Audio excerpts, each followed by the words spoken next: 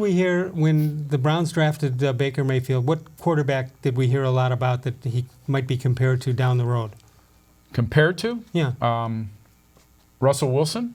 No, Brett Favre. Remember a Brett lot of people Favre, were saying that? Yeah. Let's take a look at the couple of seasons for the two. This is the first season. Of course, a couple of games before that, Favre was with Atlanta, but this is what counts on his permanent record.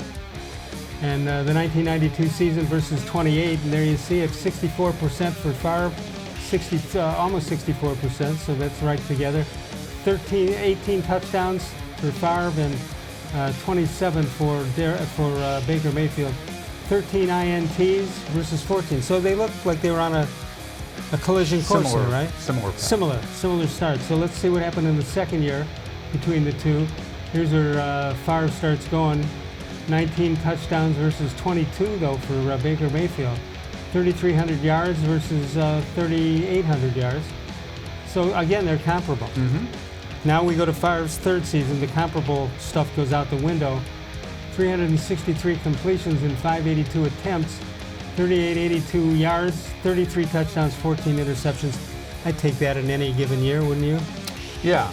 I mean, I think it underscores how important this season is and for Mayfield. But I still believe, I'm not comparing him to Favre. I'm just saying I still believe that he's got the tools to be a really good NFL quarterback for a long time. But I'm not sure who it would have been. I don't see the comparison between the two anyway.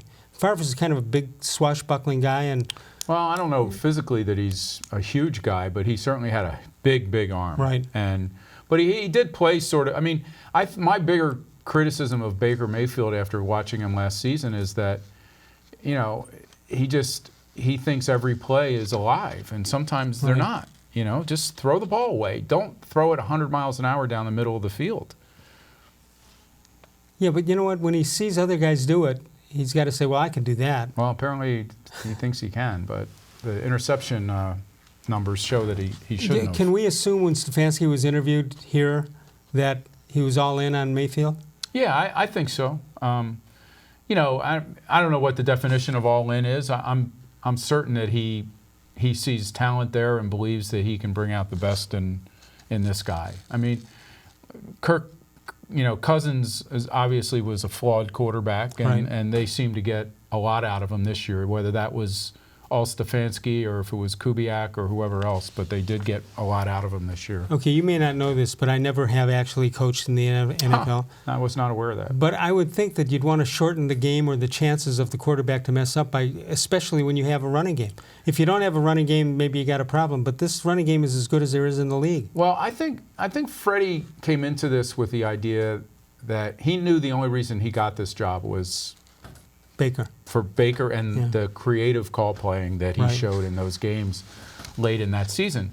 And I think to a fault, when his default setting was throw the ball, use Baker's talents to get us out of trouble or to win games, when in fact he could have served everybody. Everyone would have been better served had he modified it and recognized that Baker Mayfield was not having a great season, whether it was all on Baker Mayfield or whether partly it was Freddie-Kitchens. But I don't think he ever made the adjustment. And I also think he felt like, well, we've got this squeaky wheel wide receiver out there that we need to get the ball to.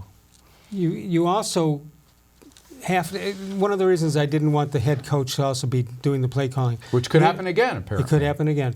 But it seems to me that when you're in the middle of the game and things are going quick, 90 miles an hour on the sideline, you don't have to think about scoring every series that you have the ball. Sometimes you just want to say, let's get some field position, get a couple of first downs, and kick it out of there and move on. Yeah, I mean, had they had the offensive line that Devin referred to with Treader and Joe and all those guys, then you might have felt better about the situations on the field where they decided to throw. But like the end of the first half against the Ravens, the way they frittered that frittered.